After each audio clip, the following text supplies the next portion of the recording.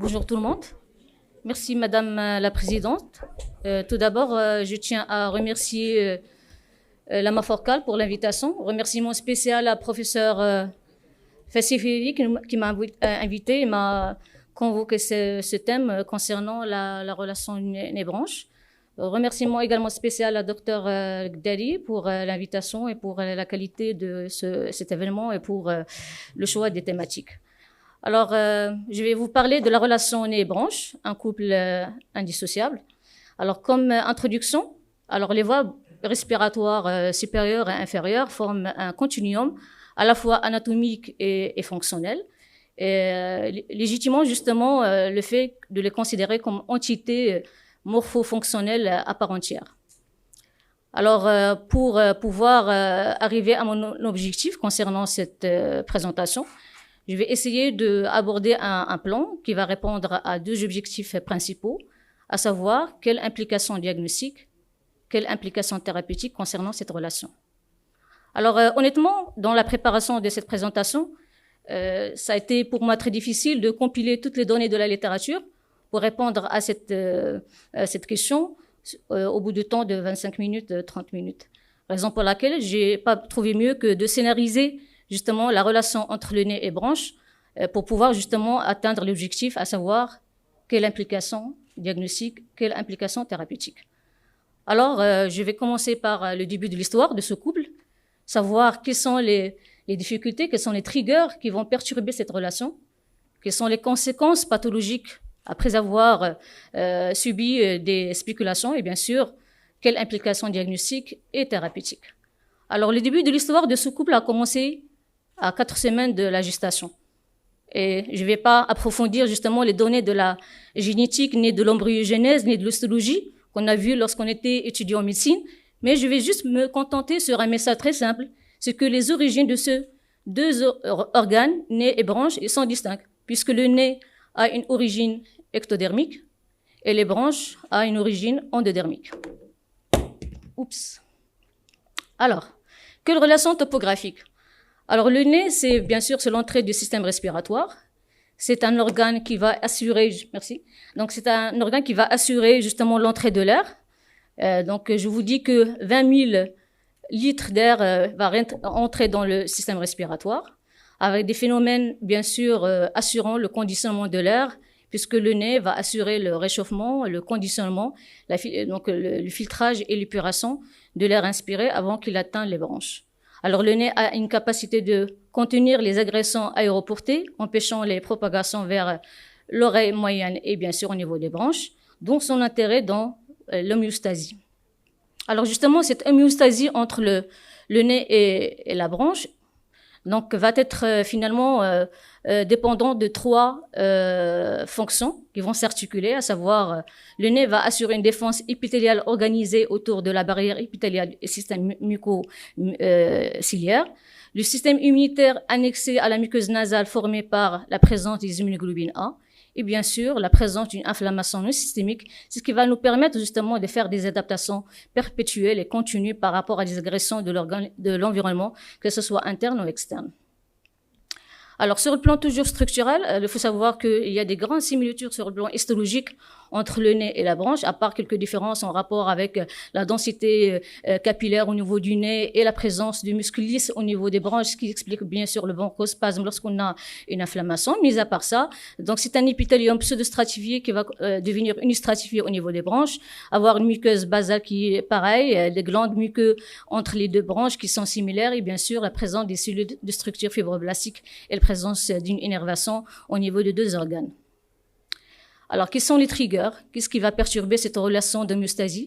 Il faut savoir qu'il y a plusieurs agressions en rapport avec le contact du nez entre la muqueuse bronchique, la muqueuse nasale et l'environnement extérieur. Donc, je vais essayer de les simplifier en disant que les triggers, ça peut être les virus, les bactéries, ça peut être le tabagisme actif ou passif, les agents polluants du milieu interne ou externe, ça peut être les médicaments, notamment l'aspirine et les bêta-bloquants, ça peut être l'air froid, comme ça peut être tout simplement l'exercice physique. Alors, quelles sont les pathologies qui peuvent être générées suite à ces spéculations et ces agressions? Alors, il peut y avoir plusieurs pathologies. On peut avoir une rhinite allergique, on peut avoir une rhinite non allergique, On peut avoir une rhinosinusites chronique, on peut avoir des polyposes naso-sinusiennes, ça au niveau du système respiratoire haut. Au niveau du système respiratoire bas, on peut avoir de l'asthme, la BPCO, on peut avoir la dilatation de branches, on peut avoir une mucoviscidose. Et finalement, l'intrigation et la présence de ces pathologies respiratoires hautes et basses varient en fonction de plusieurs paramètres. Alors, quel est le rationnel mécanistique donc de ces interactions entre le nez et les branches? Tout simplement, la congestion nasale et ou les sécrétions dans la cavité nasale peuvent altérer la fonction protectrice donc des nerfs au niveau du nez, au niveau des voies aériennes inférieures, implication de réflexes nasobronchiques neurogènes.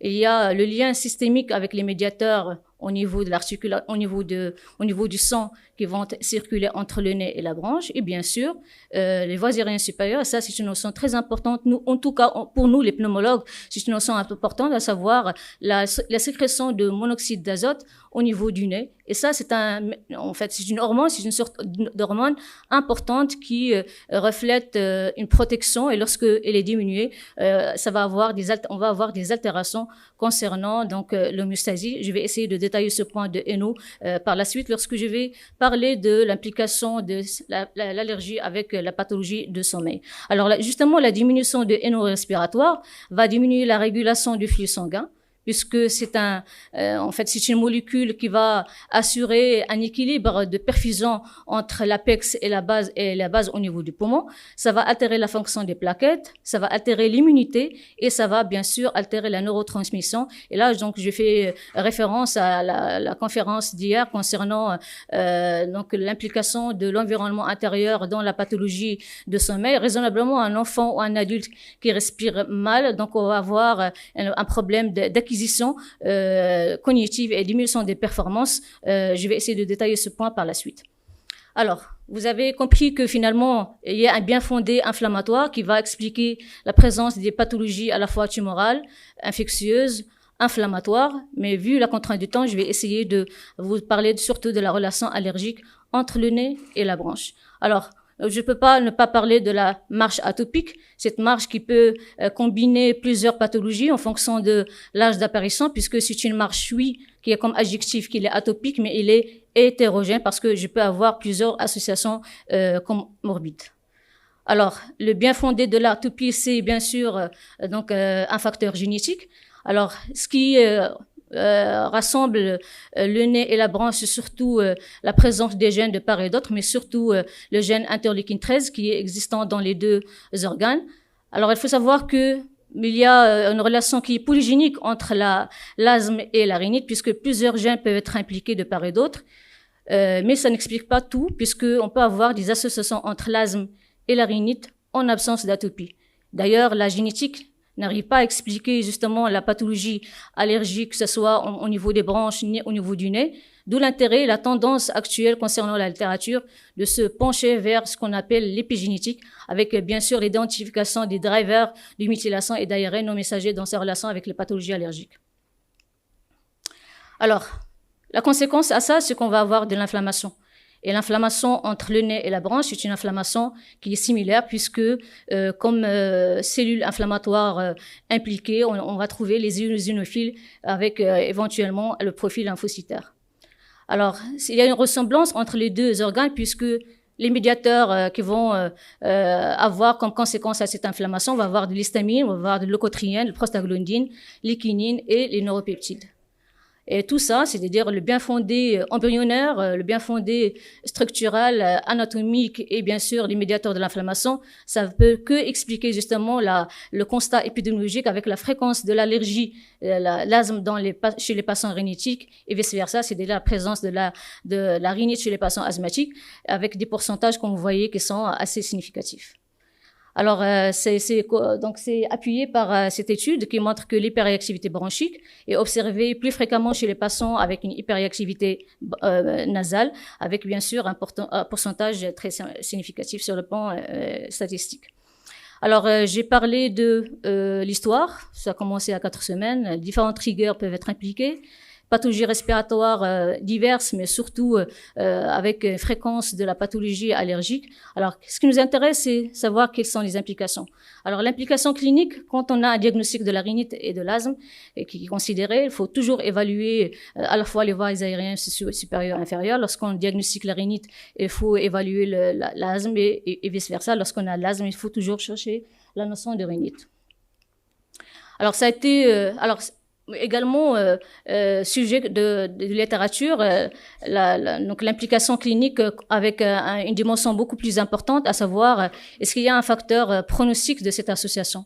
Alors la réponse elle est positive puisque la rhinite est un vrai facteur prédictif de la présence et de la survenue de l'asthme à l'âge adulte à travers cette publication qui montre que voilà, donc lorsqu'on a des patients avec un suivi longitudinal, même avec des centres qui sont multicentriques, sur une période qui est très étalée avec une étude longitudinale, on va voir que la rhinite elle est associée à l'asthme, qu'il soit atopique ou non, puisque avec une rhinite allergique ou non, donc on a une différence statistiquement significative par rapport au groupe contrôle. Alors, il y a également une relation qui est pronostique puisque la sévérité de l'asthme, elle est bien reliée à la sévérité de la rhinite avec une prévalence d'hyperréactivité nasale qui est corrélée bien sûr à la sévérité de l'asthme. Mieux encore, donc les études ont montré que l'asthme va être difficilement contrôlé lorsqu'on a une rhinite allergique avec un degré de sévérité qui est avancé. Comme vous voyez dans ces graphiques qui montrent que lorsqu'on a une rhinite qui est sévère, le pourcentage d'asthme non contrôlé il est assez important. Ça a été appuyé également par des études toutes récentes, comme cette étude espagnole qui montre que la sévérité de l'asthme est bien corrélée à la sévérité de la rhinite donc chez les patients qui sont étudiés. Alors, ça ne peut que appuyer les recommandations de la GINA, même dans sa version actuelle, qui insiste sur le fait d'aller chercher de façon systématique les comorbidités, notamment donc la pathologie allergique, notamment la rhinite. Alors, au-delà de l'implication et la relation clinique respiratoire entre le nez et la branche, il y a également donc des relations qui dépassent cette liaison et qui débordent jusqu'à arriver à impacter la qualité de sommeil, puisque les patients et les enfants qui ont une respiration buccale et non pas nasale vont avoir un taux de NO qui est diminué, et qui dit un NO est diminué va dire une diminution de la neurotransmission, comme j'ai expliqué donc dans la slide antérieure, et qui dit diminution de la neurotransmission dit un retard d'acquisition psychomotrice. Et bien sûr, même pour les adultes, on va avoir un retard de performance intellectuelle chez les adultes. Et au-delà de ça, les patients qui ont une pathologie de sommeil, on trouve toujours une pathologie allergique derrière. Et on sait l'histamine et son application dans la simulation des centres qui régulent le rythme circadien, éveil, sommeil. Donc, ce sont des patients, des enfants qui vont avoir des problèmes de sommeil en rapport justement avec la stimulation histaminique des centres qui contrôlent le rythme circadien. Donc, mon message est très simple, c'est que le ronflement est un signe qui peut être pourvoyeur et déclencheur de diagnostic de l'asthme et de la pathologie allergique en général. Alors, quelles sont les implications thérapeutiques? Les questions qui nous interpellent tous, c'est est-ce qu'il y a un impact de traitement de l'asthme sur la rhinite? Est-ce qu'il y a un impact de traitement de la rhinite sur l'asthme? Alors, concernant la deuxième question, à savoir quel est l'impact de traitement de l'asthme sur la rhinite, sincèrement, il n'y a pas des études puissante et forte sur le plan méthodologique, puisque pour répondre à cette question, on a besoin d'études qui sont interventionnelles. Or, toutes les études qui sont donc publiées, ce sont des études qui sont rétrospectives, observationnelles, qui montrent qu'il y a parfois des résultats qui sont positifs en faveur de traitement et l'impact de l'asthme sur la rhinite, mais donc les résultats restent mitigés en absence de puissance statistique. Et bien sûr, donc je vais essayer quand même de partager cette étude qui m'a interpellée concernant l'apport et donc l'intérêt de budesonide pour la réduction de l'isonophilie sanguine et surtout l'isonophilie au niveau nasal, avec des conséquences cliniques qui peuvent être constatées par les patients avec amélioration du score clinique chez les patients rhinitiques. qui sont fortement attendues, à savoir l'impact du traitement de la rhinite sur l'asthme. Et là, donc, avant d'aborder cette question, je vais essayer de rappeler quel est donc l'impact surtout en termes de prévention. Et dans la prévention, comme vous savez, il y a de la prévention primaire, il y a de la prévention secondaire et tertiaire. Alors primaire, c'est tout ce qui est en rapport avec l'évitement de nouvelles sensibilisations. Une prévention qui est secondaire, c'est toute prévention qui va essayer de contrôler les symptômes. Une prévention qui est tertiaire, c'est toute prévention qui risque, en fait, qui limite les complications, qui améliore le score clinique et médicamenteux d'une pathologie. Alors, qu'est-ce qui nous dit la littérature une fois qu'ils sont nés? Donc, l'effet de la corticothérapie nasale sur l'asthme, donc c'est un effet qui est positif puisque la corticothérapie nasale améliore significativement le VMS, le score des symptômes chez les patients asthmatiques, le débit expiratoire de pointe matin et soir, et réduction également de la charge thérapeutique. Alors, les corticoïdes intranasaux améliore certaines mesures les résultats spécifiques de l'asthme chez les patients souffrant à la fois de la rhinite et de l'asthme, comme montre cette méta-analyse. Alors, est-ce que les antihistaminiques ont un impact sur le contrôle de l'asthme, sur le score clinique, sur le score médicamenteux? Alors, ce qui sort de la littérature, c'est que les antihistaminiques ont un impact lorsque ils sont indiqués chez les patients qui ont à la fois de la rhinite et de l'asthme. Est-ce qu'ils ont un intérêt de prévention primaire, c'est-à-dire est-ce qu'ils évitent que donc les nouvelles sensibilisations, il y a aucun résultat qui est fondé et qui est puissant sur le plan statistique concernant cette information-là. Alors, on ne peut pas parler de l'impact de l'immunothérapie spécifique dans l'asthme sans parler des deux études phares, à savoir l'étude GAP. Alors, c'est une étude qui a essayé de montrer l'impact de l'immunothérapie spécifique sur l'asthme, que ce soit dans la prévention primaire, secondaire ou tertiaire. Alors, la réponse, elle est positive puisque l'étude GAP a montré un intérêt de l'immunothérapie spécifique dans la prévention secondaire et tertiaire. Mais il n'a pas montré justement un intérêt sur la prévention primaire, c'est-à-dire le délai de l'apparition de l'asthme. Deuxième étude, c'est l'étude PAT, qui est une étude qui a montré qu'un traitement de 3 ans par l'immunothérapie avec des extraits allergéniques standardisés a montré des effets cliniques à long terme et le potentiel de prévention du développement de l'asthme chez les enfants atteints de rhinosinusites allergique avec un recul de 7 ans. Alors, ce sont des études qui ont été appuyées par des publications toutes récentes qui ont montré à travers des méta-analyses de l'impact de l'immunothérapie sur l'asthme qu'il y a effectivement une amélioration sur les symptômes cliniques chez les patients asthmatiques. Il y a une amélioration sur le score médicamenteux puisque l'immunothérapie spécifique a permis de réduire la charge thérapeutique chez les patients qui ont à la fois de l'asthme et de la rhinite. Alors, ce qu'il faut retenir pour faire simple, c'est que l'immunothérapie en prévention primaire et secondaire a montré une efficacité sur la prévention du passage de la rhinite allergique à l'asthme et l'apparition de nouvelles sensibilisations chez les patients les enfants surtout qui sont allergiques. Pour la prévention qui est tertiaire, l'évitement de l'allergène ne sera efficace que sur les symptômes, que si les mesures globales sont mises en œuvre en association avec le traitement de fond. L'immunothérapie s'inscrit dans une prise en charge globale de l'allergie et des manifestations respiratoires. Alors, en conclusion, ce que je peux vous dire, c'est que la relation, elle est assez forte et que devant tout patient asthmatique, il faut penser à évaluer le nez. Le nez et le poumon doivent être considérés comme entités à part entière.